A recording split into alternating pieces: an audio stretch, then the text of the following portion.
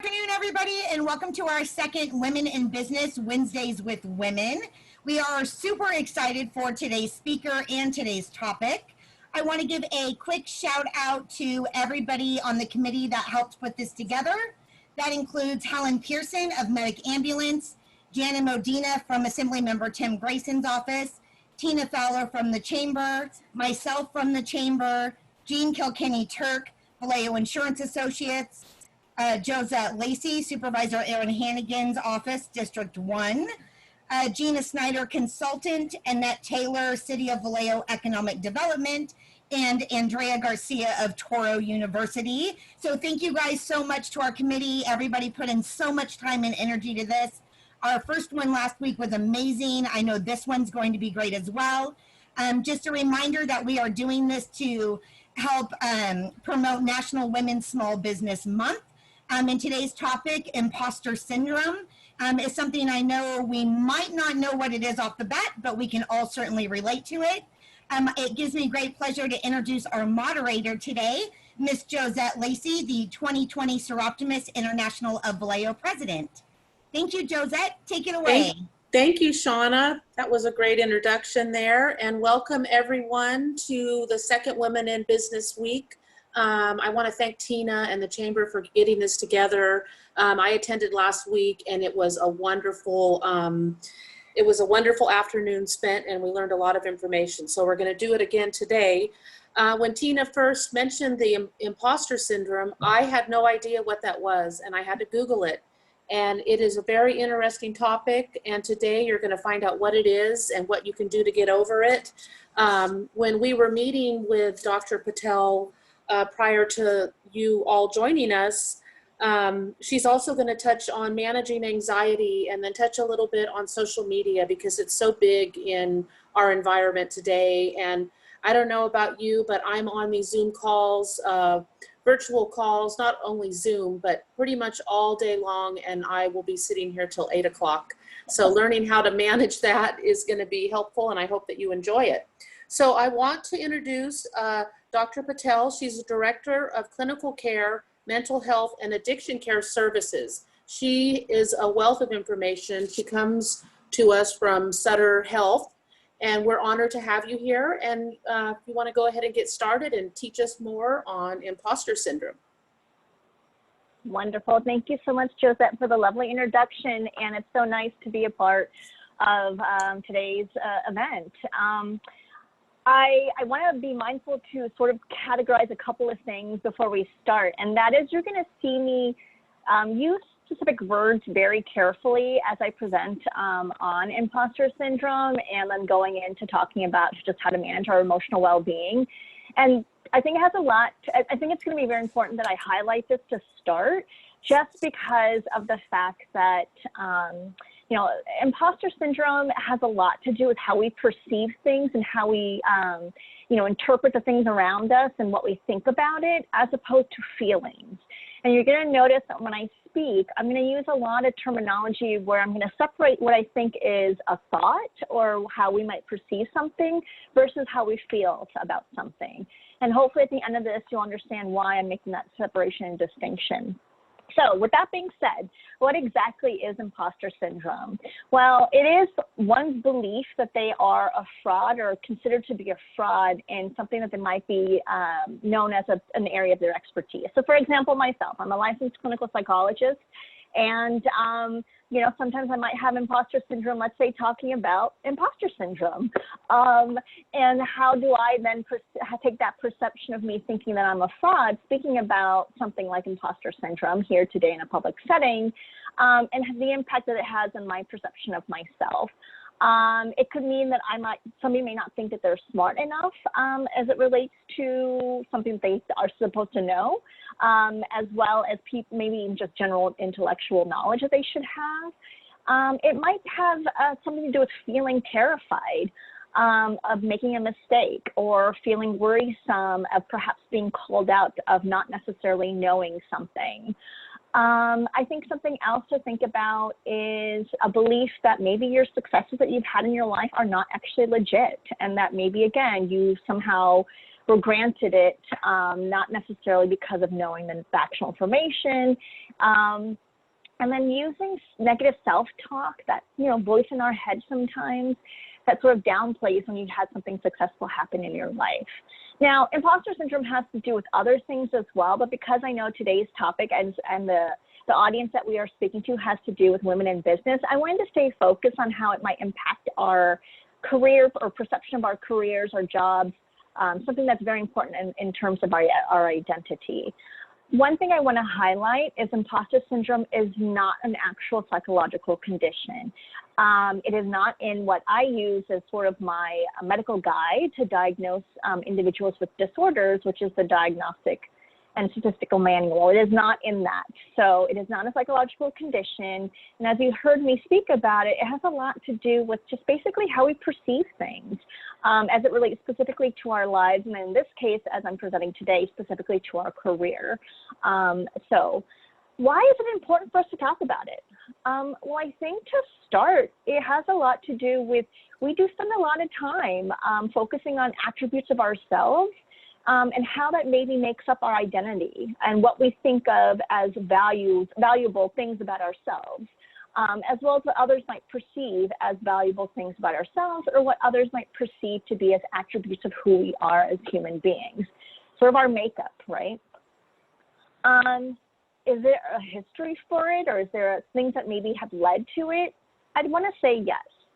I think some of the causes that might have occurred, aside from, of course, our own perception and that devil voice in our head sometimes that comes through, it might have to do with sometimes the way that we were praised as kids. As youngsters, our parents or caregivers or loved ones who took care of us quite often gave us praise for things that we did in our lives. So for example, if you were somebody who, let's say, got good grades or maybe just got decent grades or average grades, how we received our praise from our loved ones could have impacted us. And perhaps getting too much praise was some cause of why we may now think we have imposter syndrome, because we put a lot of pressure on ourselves to achieve that same level in order to get the same oh my gosh, I just lost my word. See, imposter syndrome. Accolade, let's say, from our loved ones. It could have been that we perceived, okay, well, in order for me to be considered lovable or good enough, it means I have to get the highest grade, right, as a youngster. And so similarly, as adults, do we have that same perception that in order for us to be dotted as having, achievements or having, the highest accolade from our family or friends or loved ones, we have to be the best at everything. And then another part is that, and as Josette had mentioned, we do live in a world right now that puts a lot of emphasis on social media. And one of the things about social media, of course, it has a lot of great attributes to it, but there are some unfortunate negative attributes about social media. And I think one of the biggest ones has a lot to do with sometimes people who are both participating and viewing social media put their best foot forward, and you don't always necessarily see the not so positive things about people's lives. And if you're watching it all the time, you might then take it in as a pressure to also continue to be achieving that same level of perfection or the highest level you can achieve in your life, and only talk about the positive things that are in your life in order to have the same, accolades from your friends or family that are on social media. And how many likes do you get because you happen to have a new job or something like that in your life. And, we do live in a world where we quite often put the more perfect side of ourselves out there, as opposed to considering putting the not so perfect sides of ourselves out there in social media.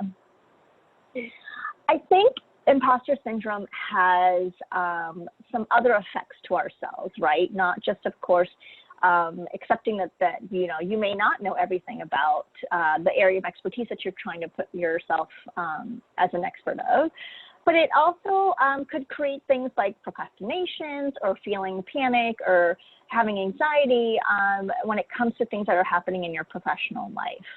And of course, we can also see that it would have maybe an impact on your security and you feeling insecure about yourself, when in fact that might not even be the case because of this particular condition.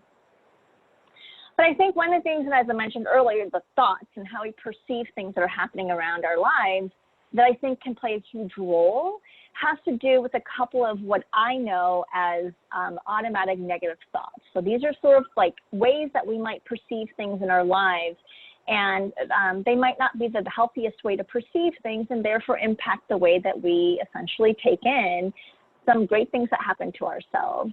And a couple that come into mind for me, I just wanted to highlight. One is sort of that all or nothing thinking, or black or white thinking. And that is that if you don't achieve perfection and you maybe have something, or you do achieve perfection, that's sort of, at the end of the spectrum, all or nothing thinking, you forget all those wonderful gray moments that happen in your life that actually are, indications that you are pretty successful in what you're doing professionally.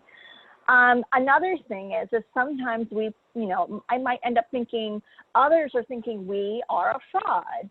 And I kind of joke about this with my clients, and especially when I present to others, and that is that, wow, if we were really good, if I was that good at reading somebody else's mind out there as to what they think about me, for example, if I was amazingly good at reading all of your guys' minds out there who are listening to me right now, and I'm thinking, oh God, they think I'm a horrible presenter, I'm doing a horrible job, they're just not learning anything. If I had the ability to read your mind like that, I should quit my job at Sutter because I would be a millionaire. Unfortunately, though, I'm not a mind reader. And so it doesn't help me when I'm out there presenting, for example, today to all of you, sitting here getting obsessed about thinking of, well, these people are all telling me, or thinking in their head that I'm doing a horrible job. Because the reality is most of us are not mind readers. And the similar thing is about the fortune telling. I know that there are fortune tellers out there, but the reality is most of us are not. And, if I could have predicted yesterday that I was going to do a horrible job on today's, presentation, and I can tell the future, again, I should quit my job because I'm a fortune teller. But that sort of way of thinking is not helping me, because the reality is I can't predict what the future holds. And so those are some things just to think about when you are sort of stuck in the cycle of an imposter, think that you're an imposter, is to really challenge those thoughts that you're having and whether or not they're true. This kind of reminds me of, to start, who is impacted by imposter syndrome? It's clearly not those individuals out there who are uneducated or maybe have more blue-collar jobs. No, imposter syndrome does not discriminate. It can happen to anybody, regardless of their level of success, regardless of their level of education, regardless of their job, regardless of their position. There is, though, some sort of research out there that says that more women and minorities might have imposter syndrome happen more often in their life than others. However, there isn't necessarily, this idea that it only impacts certain people and that's it. And also when it can happen pretty much any time in somebody's professional career. It can happen at moments of success. It can happen starting a new job, perhaps when you even get like accolade or an award or recognition or promotion based on your performance. You could even still, have imposter syndrome be a part of that experience for you. And then also maybe even right now, if you guys are taking extra responsibility, especially due to COVID, that could also maybe create times where you think, oh my gosh, I'm an imposter. So with all that being said, how do you sort of challenge it? How do you sort of live with it? And I think one of the key things I just said is, first and foremost, accept that, acknowledge it, accept it, identify it, right? Okay, so now that I've heard what imposter syndrome is, maybe I've experienced that. Maybe I've experienced it right now. Maybe I've experienced it in the past. But the main thing is to first off acknowledge it. The other part is to normalize it. It's a very similar way of living your life when you might have anxiety about other things in your life. And I think one of the things is to say, okay, well, if it is something that I've been asked by my boss to take on a new project and it happens to be something that I don't know, rather than saying that sentence, that I'm being asked to take on a new project and something I don't know, think about this. Think about putting a comma at the end of that sentence and in big letters write the word yet. Because the key thing is, and I remember reading about this before, that even some of the most intelligent individuals we've ever seen out there, let's say Bill Gates, for example, it's not like they knew everything. And so one of the things that they took on, and I encourage you guys to do, is to embrace the fact that if you are being asked to do something that maybe is new to you, that embrace and lean into things like curiosity, right? Lean into the frustration that you might feel. Accept that. Have compassion to yourself, and give yourself permission to say, okay, well, I may not know that yet, but when Curious George didn't know how to do something or he was curious about something, he would go explore it. I encourage you to do the same, because at the end of that exploration, you'll end up knowing something new. And that piece is, I think, a way that we would reframe how you might get stuck in that negative self-talk or the degrading self-talk, and really say, no, you know, that's not the case. And also look for those times. Go jump into your time machine, go back into your professional life or your personal life and look for times where you may not have known how to do something and you ended up learning at the very end and you had that new skill in your back pocket. I challenge you to look at those ways that you're looking at the world, your perceptions of the things that are happening to you, and really say, hey, is this really the truth? Is this really what's happening? Can I go out there in my life, in my professional life, in my current professional life, the past professional life, and find evidence that really supports that perception? I'm pretty sure you're not, because I'm pretty sure you're going to find times in your life that you've actually been able to take on something you may not know, or even take on something you do know and get better at it. And I really think there's opportunities for us to find proof that's going to negate what you're thinking at this point. Another thing is to do a success inventory. If you're going through parts of your life where you're having this thought of, oh my gosh, I'm an imposter, sit down and really do an inventory about the successes that you've had in your life and take note of it. And then give yourself some positive affirmations when you're struggling through some difficult times, and really challenge of whether or not what you're thinking is a fact, or if it's just something that maybe is a perception, and maybe you're just having that perception at this point, but really that's not what's happening in reality. So with that being said, I wanted to just spend a little bit of time taking on more of a general approach as it relates to anxiety. I know for myself, one of my changes in my life is I have become fully working from home. As you can clearly see, I have my entire life up here now, where I'm working here, I exercise here, and my dog will not leave this couch if I'm sitting here. So my entire life is here, and it has a huge impact on sort of where I'm at right now. And I think what the biggest thing is, and I've been asked by friends and family and colleagues and coworkers and places I've presented, well, Urmi, how could you manage with all the things that we don't know right now, in 2020, heading into 2021?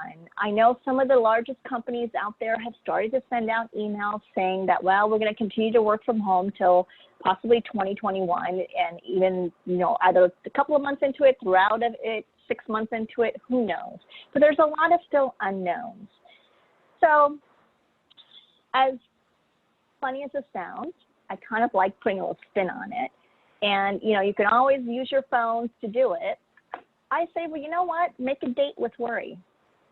Look at your calendar and say, okay, from 4 to 5 every Monday, that's my worry time. It is my date with worry. And make sure you can label it worry time if you want. Have a safe place that you feel comfortable enough to do it. And whether you choose to do it out loud by just, sharing out loud to yourself the things that you're worried about, maybe writing it down, but just have that time dedicated, because I can understand that a lot of you guys are at home, working from home, whether your partner's at home with you, you might have family members at home, you might have young ones in school, you have pets who are trying to constantly ask you to go out for a walk, and you're having to manage a lot. I ask and encourage you to take this time to really just focus on the things that you're worried about, and take the time to really challenge and say, okay, well, what are the things that I'm worried about? What do I have control over? What do I not have control over? And really just spend that time challenging that worry that you're having. Another thing I encourage individuals to do is gratitude practice. So I mentioned earlier about doing a success inventory. I also think about doing this on a daily basis too, especially when you're reaching some challenging points, even in your professional life, or if you are going through that part about thinking you're an imposter. How do you figure out what you have gratitude towards? And maybe write them down. And when you're feeling low or you're struggling to think about things that are giving you that energy, that positiveness, the value that you feel in your life, maybe pull that list out of things that you have gratitude towards. We know that that can help in terms of improving our mood. I mentioned this before, and I'm going to repeat it again, and I use the words acceptance and having compassion. Earlier today, when a few of us were meeting prior to this presentation, I talked about how us going into this world of spending sometimes all day, several times in the day on these Zoom calls or on WebExes. I think Josette was mentioning multiple platforms. But the thing is that I sort of realized this, and I encourage you to think about this too. I do believe that we've become more humanistic in our ways that we interact with one another. And I encourage you that the same way that you might be compassionate and caring towards another person in your life, to not forget to do the same thing to you, for yourself. You might have that day, and you might have to say to yourself, maybe I'm not my best self today, and that's okay. Remind ourselves that, when you are struggling and feeling like you might be an imposter, and you might be having those thoughts that, I'm not successful in my job, or I haven't been very successful with my project this week, or things of that nature. Remind yourselves, like I said, being curious is okay, and have that compassion for yourself, that curiosity is only going to make you a better person and not necessarily a bad person. And that, when we take the time to help each other out or seek out mentors in our life, that's not a reflection of us doing something not as well, and is actually, in fact, a way that I think leaders become better every day. And I have this analogy I remind myself about too, and that is that if you're somebody, let's say, who's a runner, and this whole time, whether it's during COVID or even after or before COVID or whatever the case may be, you were somebody who ran a 7-minute mile and you were able to do it. Well, now with so many different changes in our lives, I'm asking you to go do the same 7-minute mile carrying a 50-pound bag on your back. I'm pretty sure you're not going to do that 7-minute mile. And remind ourselves and have that compassion and acceptance of, wow, you know what? Any other person who'd be doing this new run with a 50-pound bag probably won't be able to do the 7 minutes. They might make it to 10, they might need it to be 15, and that's okay, because you've got some new things that you're carrying around, and that's part of what's happening. I like that analogy too when it comes to this idea of imposter syndrome, because again, it reminds us that sometimes we're asked to do something and it does shift what we've been good at for so long. And it doesn't mean that you can't do it. It just might mean you have to change the way that you've done it in order to still be successful.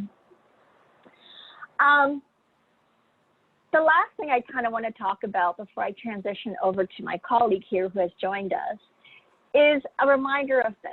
We are all authors of our own lives. We are currently writing our life. And we've all had different chapters in our lives, whether it's being obviously students at one point of our lives, maybe being young professionals, now being at the peak of your career, being single, being married or in a relationship, being a parent. There's been many chapters in the lives that we are currently the author of. And right now, whether it's something that you're going through at work outside of COVID, or whether it's because we are all in COVID, I remind ourselves that we're sort of in this point where we're writing a new chapter that maybe we weren't aware of, and it might be labeled chaos and uncertainty. And the reminder that every chapter has an end, and this chapter hopefully will have an end, and that we are the authors of those chapters, no matter what. So even if the title of that chapter may not be as rosy as we thought it was supposed to be, and it might have a different twist to it, We are the ones who are writing it. So think about that when you have those struggles in your life, whether it's related to imposter syndrome or even just COVID, and that you have the right, the authority, and the power to write that chapter the way that you want to write it, and to end it the way that you want to end it. The last part I want to talk about is just supporting one another. Being women in business, I'm sure one thing to think about is that we not only help ourselves, but we also help each other. And more importantly, in this particular group, empowering each other as women. And I think there's a way that we can be empathetic in our listening skills versus being dismissive. And I just wanted to highlight a couple. So for example, and I'd say raise your hand, but whoever's on the screen can raise their hand. But how many times have you maybe heard somebody, after you share something really personal with them, they say, you'll be fine? I've heard it. Or, oh, I totally get it. There's this one time that this happened to me. I've heard that too. And, oh, well, it could be worse. You could have, and then whatever they say. Or else, well, you know what? Have you tried this before? Because this is going to help you. I'd say those are dismissive listening skills. There's good intentions behind it, but it doesn't necessarily open up, I think, the conversation for other people in our lives to share more. So I encourage you to think about the following. Maybe just acknowledge the fact that you're there and you're listening. Acknowledge the fact that that sounds really heavy. Acknowledge the fact that, they might be sharing a lot of details of what's going on and not necessarily how they're feeling. So maybe ask them, well, what is that situation? How does it make you feel? Or if you're not sure what to say or how to say it, just even say, well, how can I be there for you? How can I show up for you today? Acknowledge that you're there. And if they're willing to, maybe say, are you willing to share more with me? Those are more empathetic ways of listening, and it opens up the doors. Many of you on this call might be mentors to others. You might be bosses to others. You might be colleagues with others. Hopefully that will help you just be able to be more open to listening when somebody in your life is sharing some things that they're struggling with. That being said, I think I'm up with my time, so I will pass this back to Josette, and I believe I'll be sticking around for some questions and answers later on. Thank you. Perfect. Thank you so much. Wonderful. So I would like to now welcome, you're welcome to put questions in the Q&A. Tina had already sent that in the chat, but just so you know, if you have questions, you can put those in there and we will address them. And I'm happy to introduce Dr. Tami Hendriksz. She's a professional and associate dean of academic affairs and the medical director of Vallejo school-based clinics at Touro University. So welcome. Thank you for joining us today. And I'll turn the screen over to you. Thank you so much. And thank all of you for being here. I apologize for being late. I was double booked, which seems to be how I am all day, every day. How many Zoom meetings can I attend all at one time? I was just lecturing to our PAs. As was mentioned, I am a professor of medicine. I'm also the Associate Dean of Academic Affairs, and I'm the medical director of the Vallejo City Unified School-Based Clinics. I'm also a pediatrician by training, and I practice in Solano County.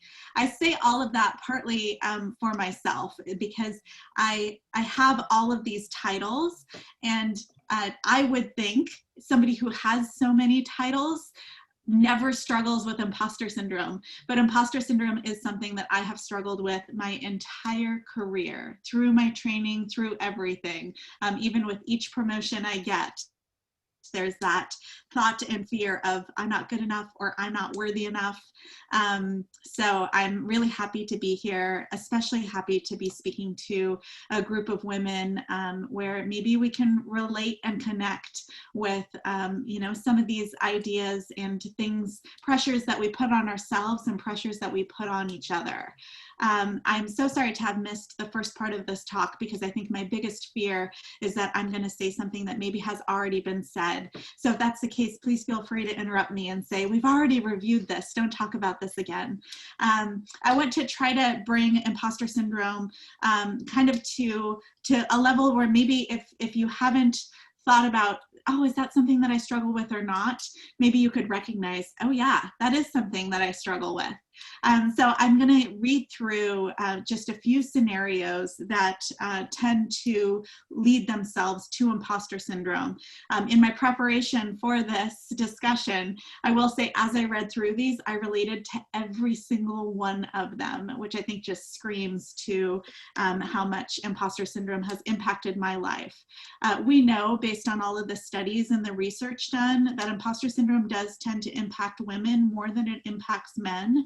And like I said, I think we tend to be each other's own worst enemies. We're our own personal worst enemies, but also women are not always the kindest to other women. And so I love what I just heard from the other speaker, that call out to empower one another and listen to one another and mentor and coach and sponsor one another. That is so huge. The more we can reach our hands out to the sides, down below and up above, and reach out to other women and just help support each other, the better it will be for all of us.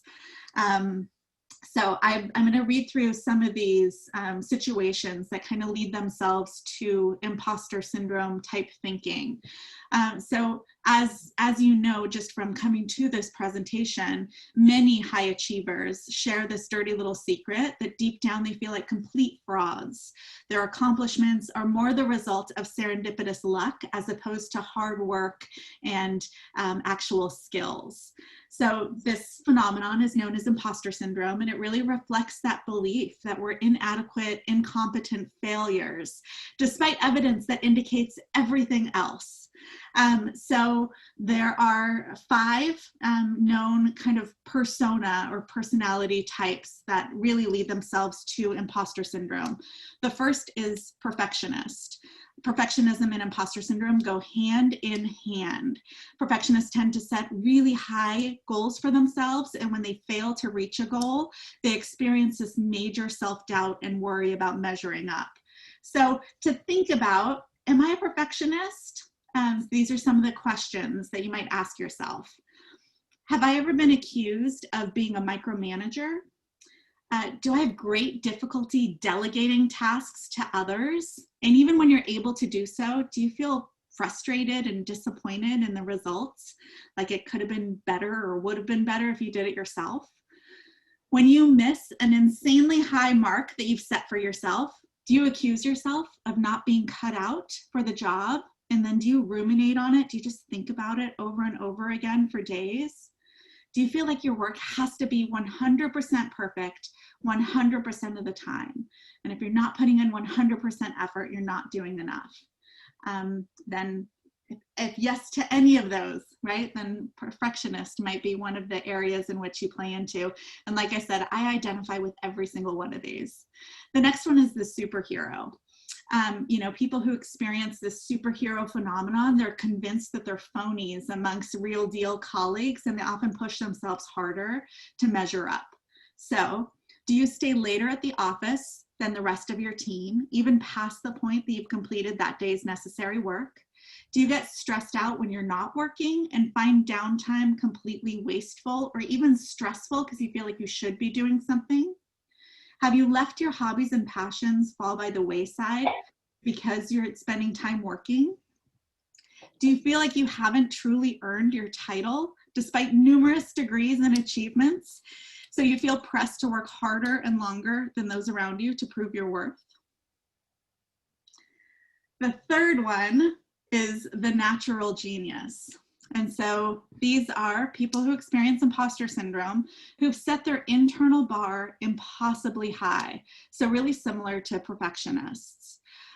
They don't just judge themselves based on these ridiculously high expectations. but they also judge themselves when they don't get things right on the first try. And I will say, I even see this in my children. I've got 2 kids, aged 8 and 10. And I remember even in one of the preschool teacher-parent conferences we had, where one of the teachers said, "Which one of you is a perfectionist?" looking at me and my husband. And he pointed to me and I pointed to me. And she said, you have to show your children that it's okay to mess up, right? Because they were already feeling that pressure of, and not that I ever hold my kids to that standard, but the teacher's impression at least was that watching me kind of force myself to do the best I could all the time was kind of creating those pathways for my children, where they felt like, they would beat themselves up if they couldn't do something right. But the natural genius, right? The questions around that one are you used to excelling without much effort? Do you have a track record of getting straight A's or gold stars in everything you do? Are you told frequently as a child that you're the smart one in the family or the smart one of your peer group? Do you dislike the idea of having a mentor because you feel like you can or you should handle things on your own? When you're faced with a setback, does your confidence tumble because not performing well provokes a feeling of shame? Do you often avoid challenges because it's so uncomfortable to try something that you're not great at? And so, like I said, my own children, I feel like, are already kind of in that alignment of the perfectionist, or at least they were back then. I like to think things are better now. And I'll talk to you about ways in which I've been dealing with my own imposter syndrome, but also ways in which I've been trying to be a better role model for my kids. I know one of my kids is very reluctant to try new things, and we equate it to her being concerned that she's not going to be great at it. And so if she's not going to be the best pianist, she doesn't want to try piano, right? And so many different things. Soccer, she's not going to be the star soccer player. She doesn't want to try soccer. It's that struggle of failing. And so I can talk a little bit too, if people are interested, about ways in which we're trying to kind of help coach her around that too. And a lot of it has to do with role modeling, right? Kids don't follow what we tell them to do or what we say, but they really follow what we do. They're watching us constantly and absorbing so much more than we could ever imagine they are. So the next one is the soloist, right? And people who have this suffer because they feel like asking for help reveals their phoniness. So do you firmly believe that you need to accomplish things on your own? I don't need anyone's help. Does that sound like you? Do you frame requests in terms of requirements of the project rather than your own needs as a person? So instead of saying, I need help on this, do you say, this project needs this? And then the last one is the expert. And you can see how all of these are very, very similar, which I think is why I align with all of them, but I also think that I suffer with this hugely. So the experts are people who are measuring their competence based on what and how much they know or how much they can do. So they're really believing that they're never going to know enough, or they fear that they're going to be exposed to being inexperienced or unknowledgeable. So do you shy away from applying for job postings unless you meet every single educational requirement? And I'm going to pause there and just once again say, from the research, we know that it is very common for men to apply for positions that require more experience than a man has. And it's more common for men to be accepted into those positions, whereas women most of the time will not apply for those positions that they feel are beyond their level. So something, again, that seems to be a little bit more gender-based than some other things.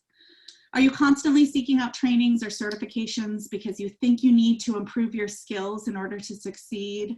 And even if you've been in your role for some time, can you relate to feeling like you still don't know enough? Do you shudder when somebody calls you an expert? So studies and research shows that 70% of people experience imposter syndrome at some point in their career.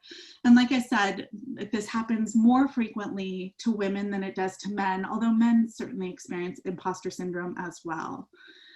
So, I mean, I think the big focus is, number one, just to acknowledge and recognize what imposter syndrome is. I'll tell one brief anecdote. When we were first talking to the medical students about imposter syndrome, one of my colleagues was putting together a panel. And so she was asking a different faculty member to come and speak on the panel. And she asked 10 total faculty members, 6 of them were male and 4 of them were female. And every single one of the males said, imposter syndrome? What's that? They had never heard of it. They couldn't think about it. They couldn't relate to it, which is just so interesting. And maybe that says something about men who go into medicine. But all of the women were like, yes, imposter syndrome. Let's talk about that and talk about what we've struggled with. So another relational idea. And so I think acknowledging it, recognizing that it exists, recognizing that maybe there's a little bit of a gender difference in how we experience it, and then working on ourselves. And so, like I said, for me, imposter syndrome, before I had kids and before I realized how my negative attributes were rubbing off on my children. I think I looked at imposter syndrome as something that I just had to deal with. And my motto was fake it till you make it, right? I may not feel like the physician attending who's going to teach all these students or who's going to take care of these really complicated patients, but I'm going to fake it until I make it. I'm going to look everything up and do the best that I can all the time. And so it was kind of chronically on this go, go, go agenda. When realizing that my kids were showing some perfectionist behaviors and being called out by the preschool teacher, that was because of my own role modeling, I learned how important it is to mess up and acknowledge when I mess up, so that my kids can see that it's okay to make mistakes, right? And so even making mistakes on purpose sometimes, although I think we all make plenty of mistakes throughout the day, and just acknowledging that, right? Of like, oh, I shouldn't have done that, or I didn't mean to do that, or, this thing happened and it was my fault. So acknowledging it and accepting it and allowing it to happen and not seeing it as a judgment of myself.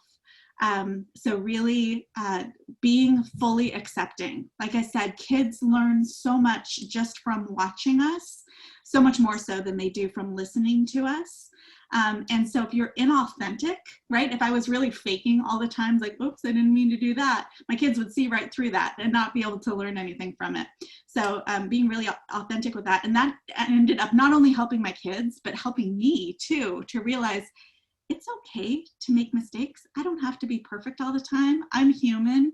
And so I think that has been one of the biggest things that has really helped me. Seeing myself as a work in progress, right? And so really leaning into that idea of having a growth mindset.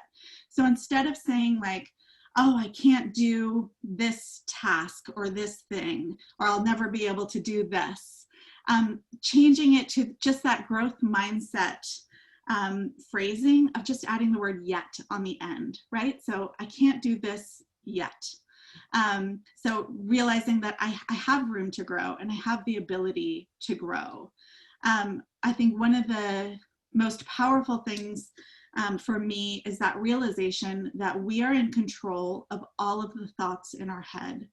So every single thought we have about ourselves, about our environments, about our families, about our friends, about our colleagues, they're all thoughts that we have convinced ourselves of, which means we have control of them, so we can change those thoughts. So if we're having negative thoughts about ourselves, if we're focused on our failures and where we're not enough, we can change that so that we're focused on the positives. I love what I heard Dr. Patel suggest of doing a gratitude journal. That's something that we've done in practice in our house. We're even sitting at the dinner table each night. We have to go around the table because I found if I asked my kids, how was your day today? I'd get like fine or good, but no actual words. Even with my mom, she'd be like, it's all right. Like, no, give me more. So we now all go around and we talk about what was the highlight of our day, what was a challenge of our day, and what are we grateful for?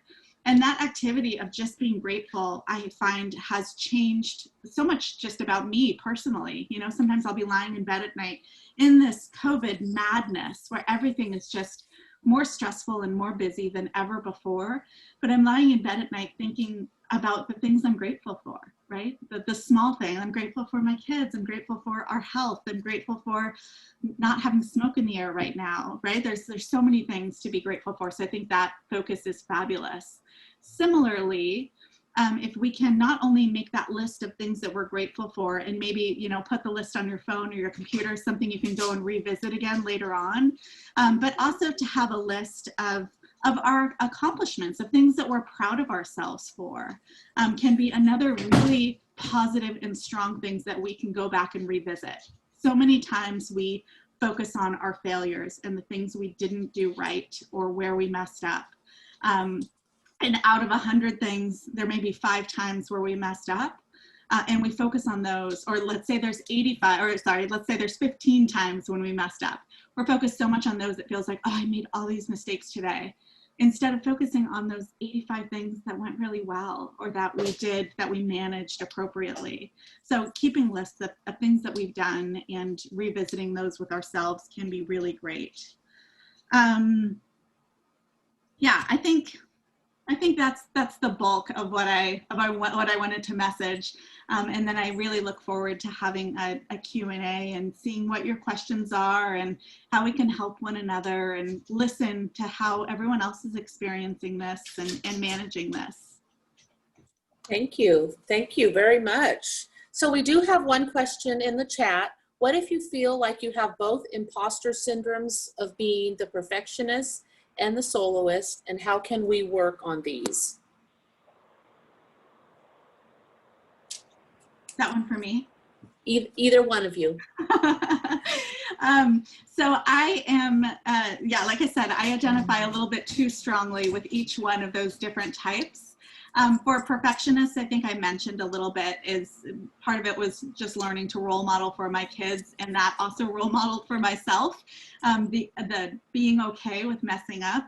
Also realizing that, you know, as an educator, I have so many other young women are looking up to me, and realizing that I can't maintain this high standard of always doing everything right all the time. And so being okay with not being okay in front of them too, I think is huge, just so we can all be human and normal and accepting of the fact that we are human and make mistakes.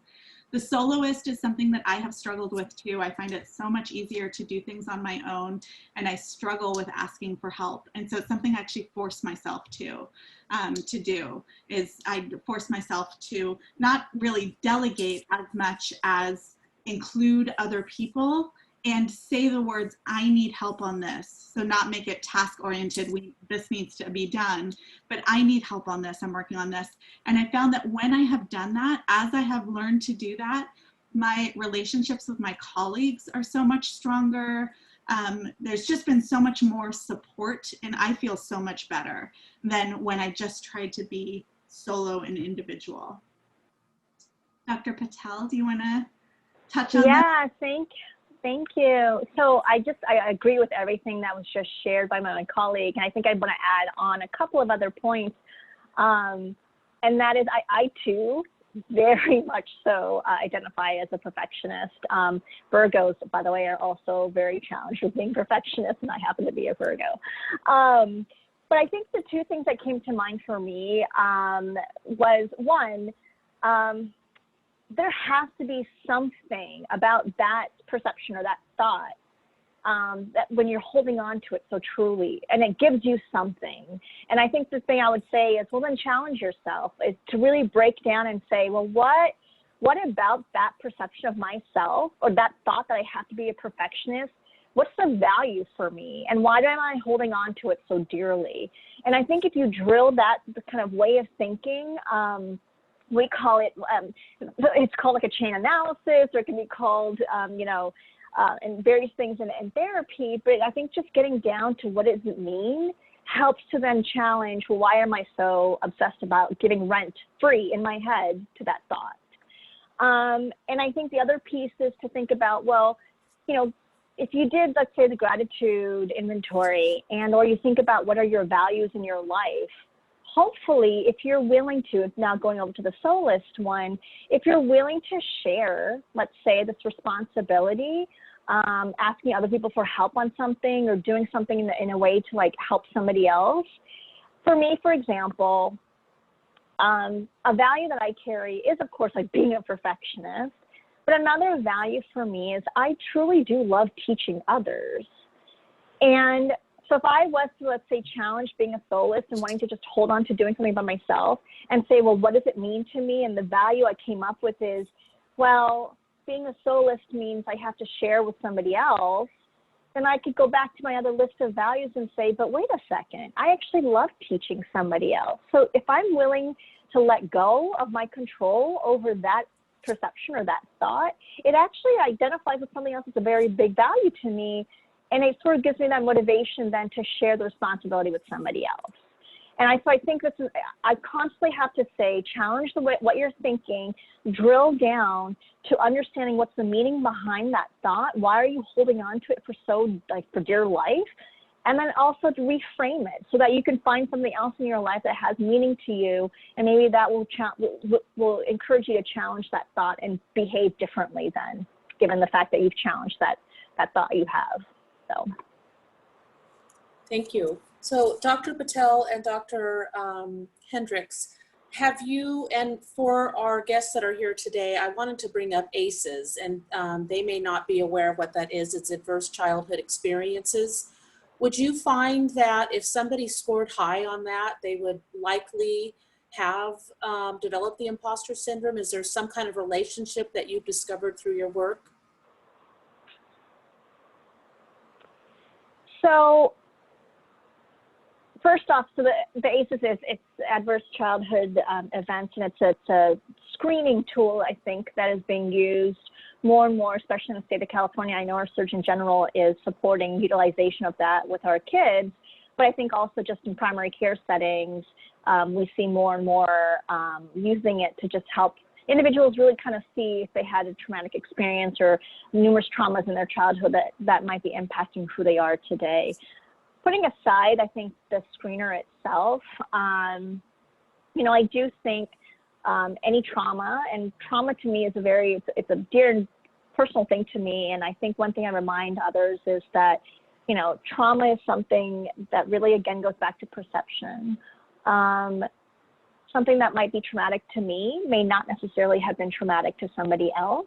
And I think that, my colleague mentioned modeling with kids and whatnot. And I think it's important for us to consider that we have to sometimes ask and learn more from the other person, whether it's our children in our lives or family members or friends or colleagues, as to what they thought happened or what part of the event that they're talking about do they consider to be trauma or traumatic, because their perception, again, could be different from my perception, and to be open and willing to understand really their way of thinking what happened.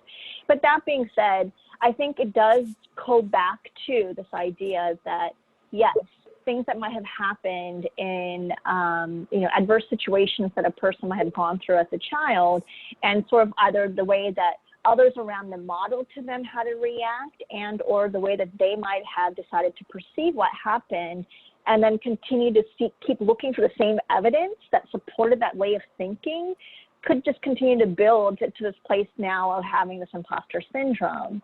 And that's where I always go back to challenging it and really doing that reality testing, looking for the evidence as to whether or not what you're thinking is happening, what you're perceived is happening, whether it's to yourself, to others, to the world in general, and trying to be a detective of your life and say, is there proof that something that might have happened when I was a kid, and or whether or not I'm not being successful in something right now, is that really the case?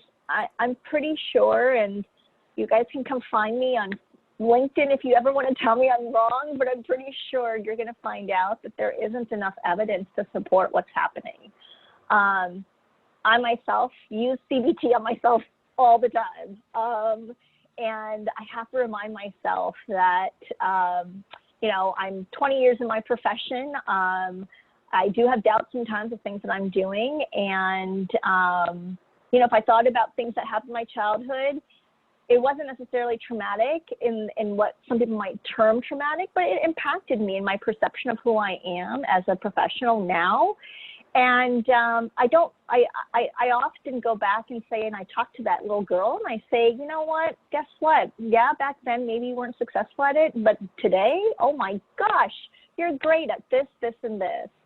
And really, again, try to go back and say, well, do I have proof in my life that I am good at doing certain things? And I'm pretty sure I'm finding enough proof to validate that thought. I would love to jump in. ACEs is one of my passions and something that I've spoken about and done research on. Adverse childhood experiences have been really broadly studied in a fabulous way that has been somewhat, yeah. Adverse childhood experiences include a specific list of items that contribute to long-term health outcomes as adults.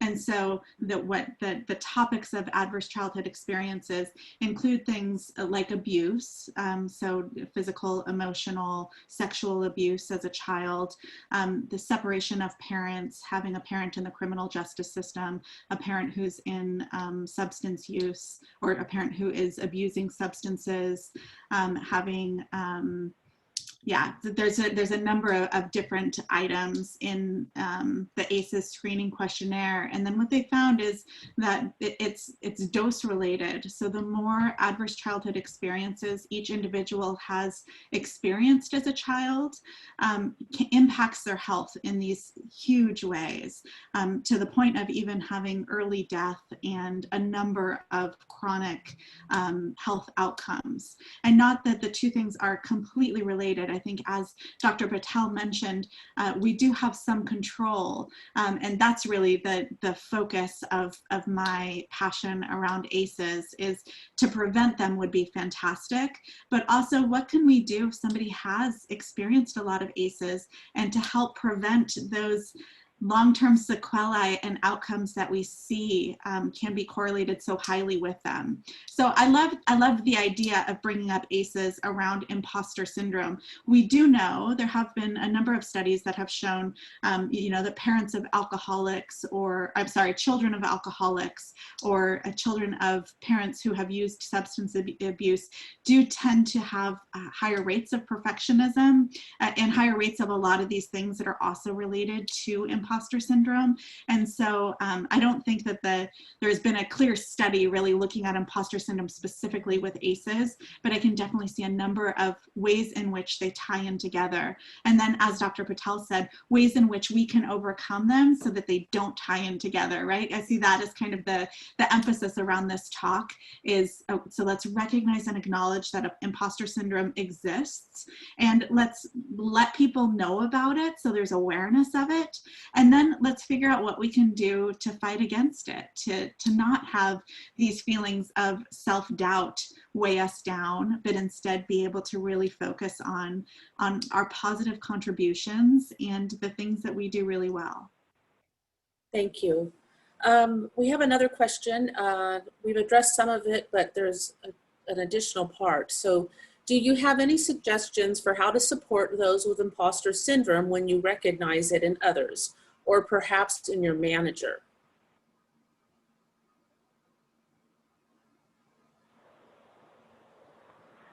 I know for myself. So first off, I always put aside the fact that I, happen to be a psychologist and try really hard just to have a human conversation with people.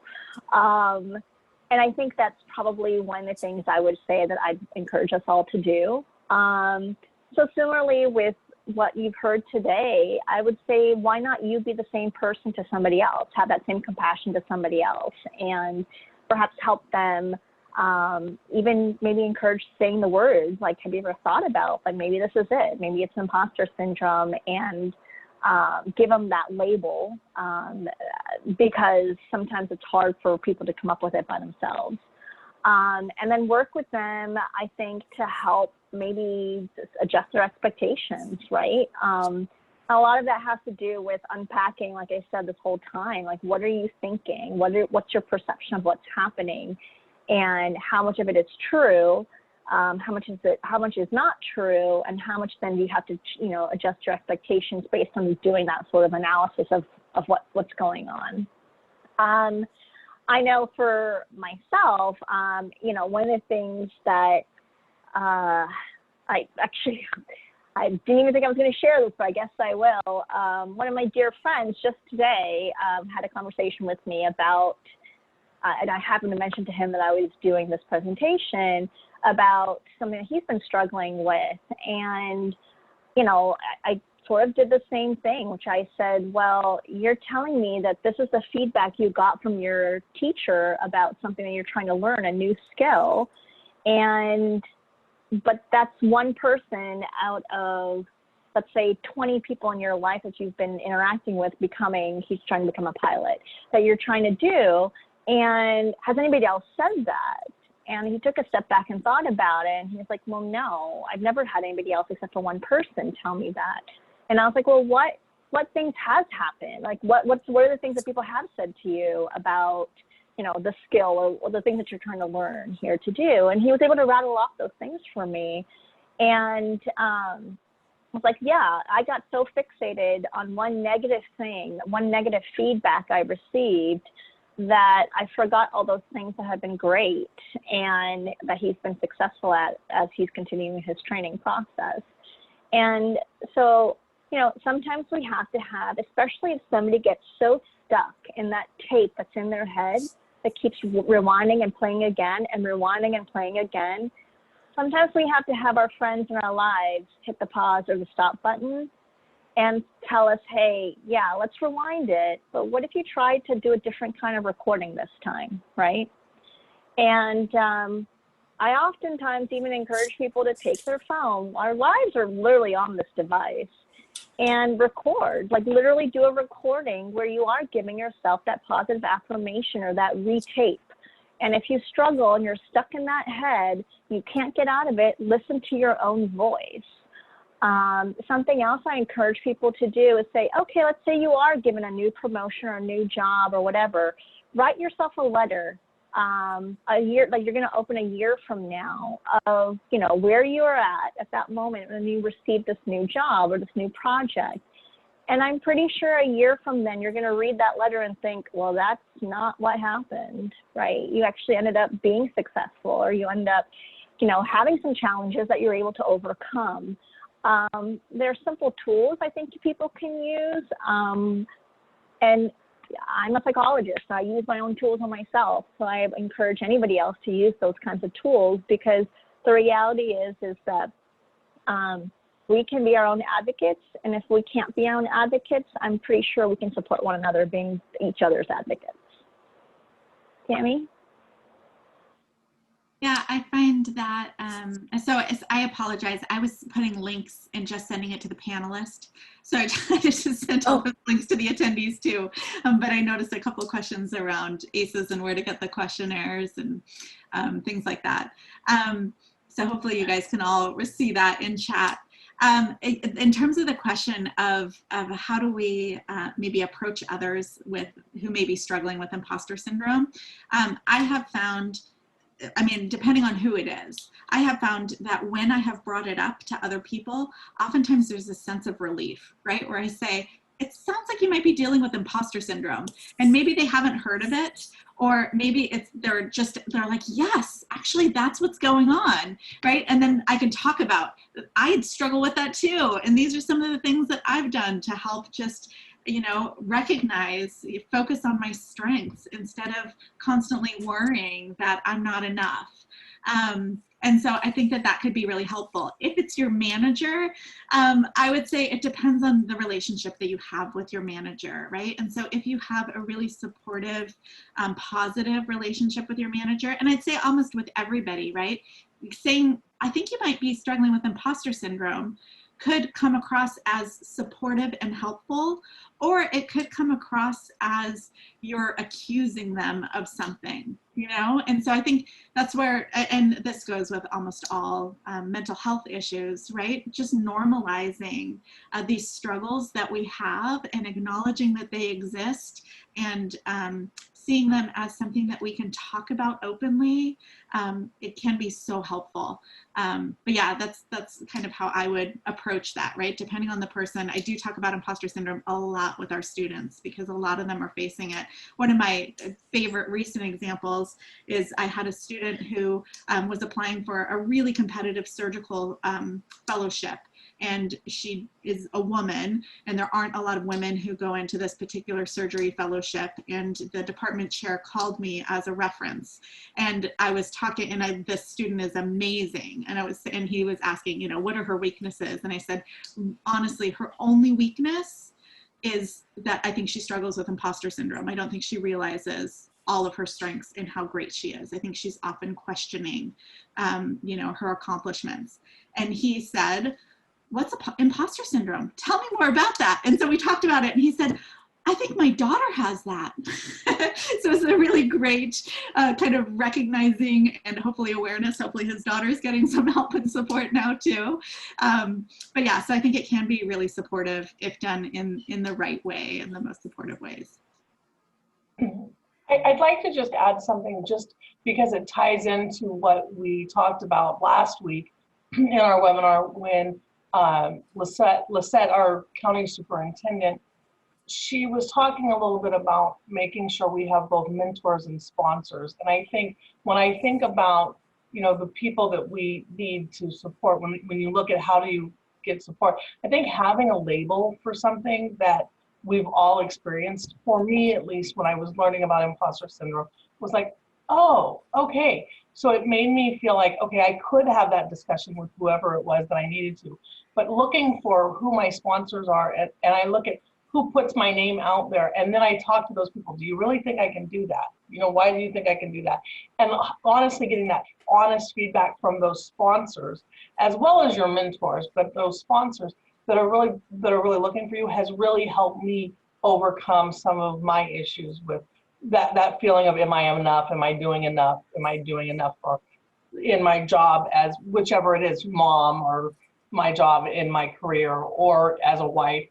Having those sponsors put that out there. So I think just, you know, looking back at what the 4 amazing panelists that we had last time, really talking about having those people in your life that you can check in with and openly discuss it. And I think having the recognition of what it is was a huge piece of that for me. So go back and watch last week if you didn't see it. Tina, you bring up something that I think is really important because, you know, I hear this quite often as like, what are some things that you should look for when you are trying to find a mentor?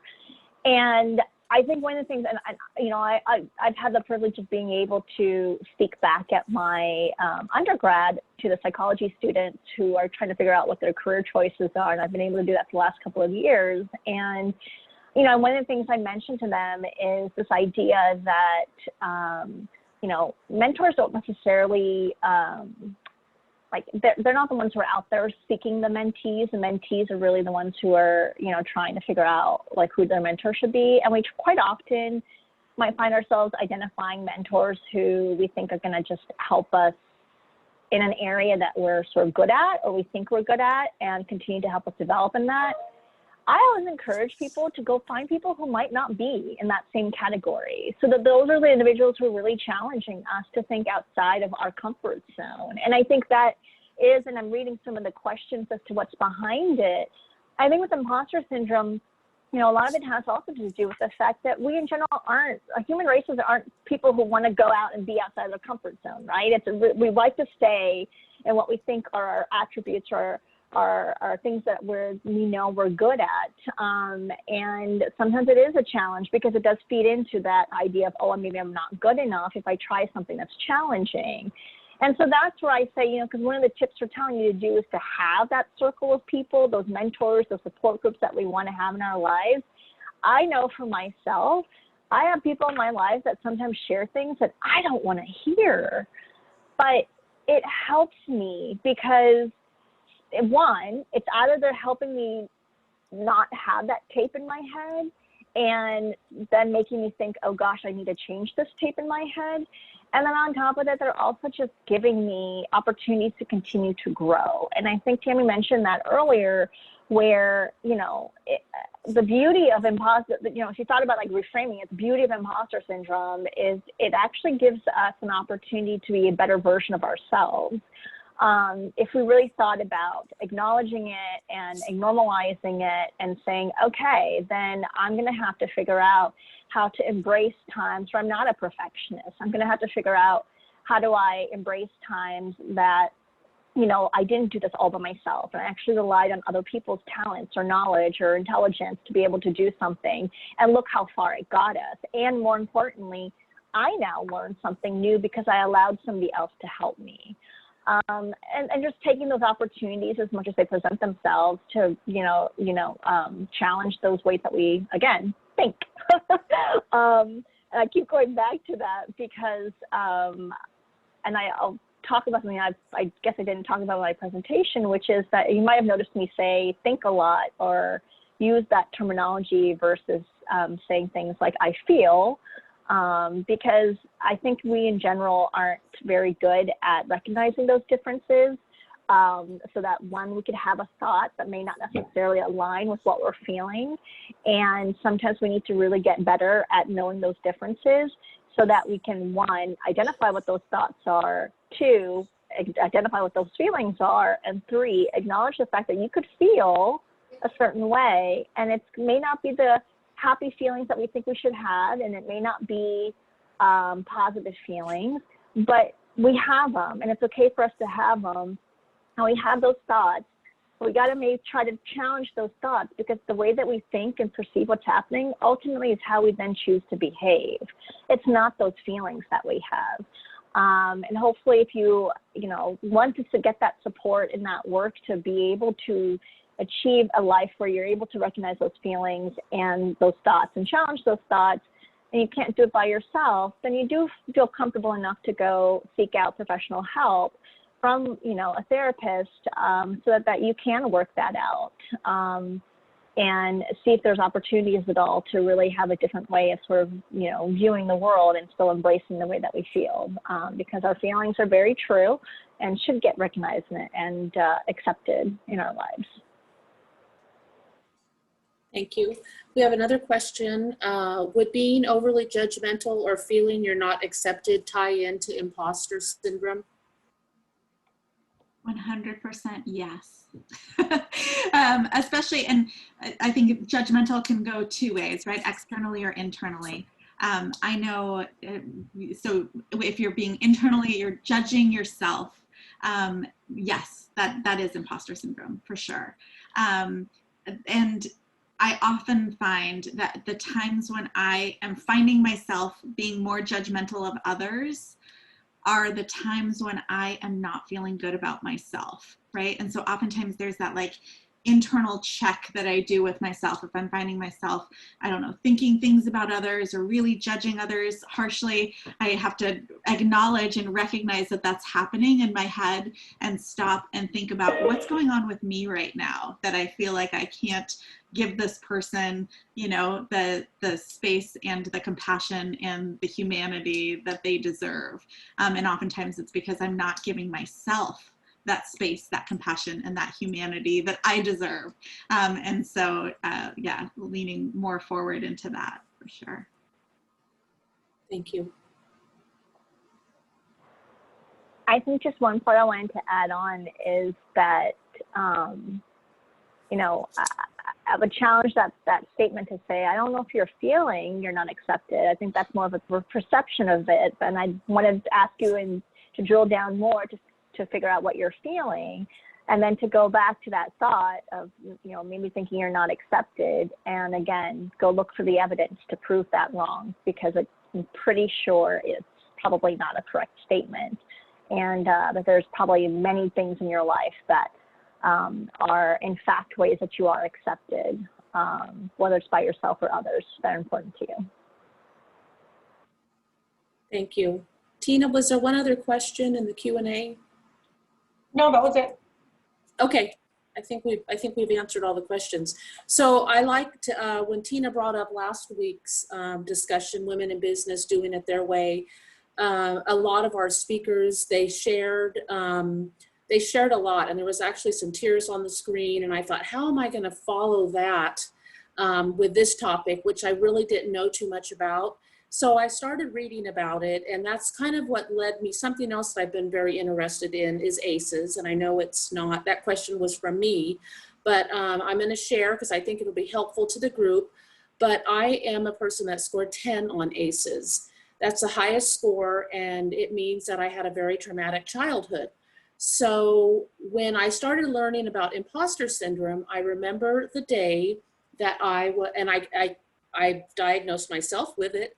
I know it's not diagnosed, but it's something that I feel that comes and goes in me. But I had received an award, and it's called the Athena Award. And the evening that I received it, it was like this out-of-body experience. And I thought, there is no way that I can possibly have earned this award. And it was not me. And as I was walking up on that stage, I didn't know who that person was. And following that time, over a year, I grew and I learned to, like Dr. Patel said about taking care of the little. I think that was you that referred to the little Dr. Patel inside of you. I made a vow to look after that little Josette inside of me. So I wanted to share that because I hope that it's helpful. And I really appreciate learning more about this topic and about Tina doing these weekly webinars, because it is critical during this time. You know, we're in a pandemic going on 7 months, and we're all meeting virtually like this, and it's a different world. And I'll be happy to say that all of us survived a pandemic and got through COVID-19 safely, and with our not just our health, but our well-being. And I think that that's critical. So thank you. Open to any other questions. You can type it in the chat. Tina, I don't know if there's an option for us to all come together. Yeah, I was thinking, I'm not sure how you guys feel about this. We can stop the recording if you guys are comfortable for the webinar piece of this, and I can promote you all to panelists, and it will be like a Zoom room where we can all see each other. So I was thinking, if you are comfortable with that, you can use the raise hand. If you're in the participants thing, you can raise your hand, and I will pull you in if both of the doctors are comfortable with that, so we can actually kind of, I'll stop the recording, so whatever we talk about from this point forward will not be on YouTube next week, but so we can bring that in. So I will stop the recording and I will start bringing everybody in. So before I go, I want to just really quickly thank our sponsors, because without our sponsors, we would not have been able to do the webinar at all, and we would certainly not have been able to make it free for all of our attendees. So I really want to take a minute to thank Medic Ambulance, to thank Toro University of California, to thank Vallejo Insurance Associates and Crystal Properties for allowing us to do this, because without those people, and for me, without the committee that helped me come up with what we should be talking about these weeks, this would just never have happened. So I want to say a special thank you from the chamber to our sponsors and to the committee that made this happen. And then I don't know if you guys want to do any closing remarks before I stop it and pull everybody in. So Tina, I just wanted to acknowledge Josette sharing something very personal about herself with all of us. So thank you, Josette, for saying that. You know, I've had to do that myself at times when I forget where I'm at in that moment. And sometimes when I do presentations, I do a mindfulness exercise with everyone to sort of set the pace or to start. So if it's appropriate, I just want to share what I would have done. And sometimes, well, I know that I've used this at times in a similar situation, Josette, that you experienced when you received an award. And that is that, and I've actually literally done this before doing a presentation or even during a presentation if I was nervous giving one.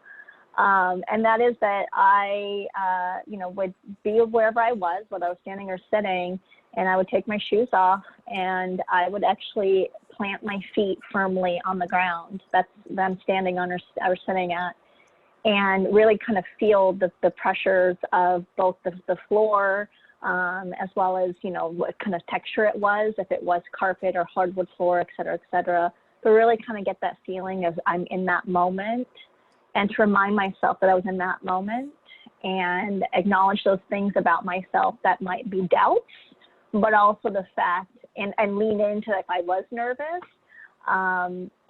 but remind myself that I'm here in this moment. I was asked to do this presentation. I'm a human up here talking to other people, or in this case, I'm a human receiving awards of things that I may or may not have necessarily done well, but in that moment, I am that person who is getting whatever that acknowledgement is, or getting that opportunity, and really grounding myself in that moment, because I can understand like that out-of-body experience. Maybe you just forgot that you were in that moment. And that if any of you on this phone call today ever experienced that, have the courage to take those shoes off and to touch the floor, because you know, we often do get so stuck in our head that we forget where we are, and we just need to get that grounding experience to remind ourselves that we are here, and the reasons why we're there is because of certain actions that we took. Thank you. Dr. Hendriksz, do you want to say any closing remarks before we? Just really quickly, because I love the idea of being able to see everybody and come together as a group. Just to thank both of you for putting this together, for the rest of the committee that helped to put this together, for giving women this time and this space to be able to talk about these topics and help to normalize this. I completely agree, Josette. Thank you so much for being vulnerable and sharing that with all of us. I think the more vulnerable and open we can be with ourselves and with each other, the better, the more humanity we can spread, which is wonderful. So thank you. Great. Thank you. So for those of you that would like to be pulled in, please raise your hand and I will start pulling everyone in. Thank you so much. And we will see you next week at the same time for a topic that our own Andrea Garcia will be presenting from Toro University, California. And it will be on women communicating with women, and just imagine what we could do. So thank you guys all for coming. Yes.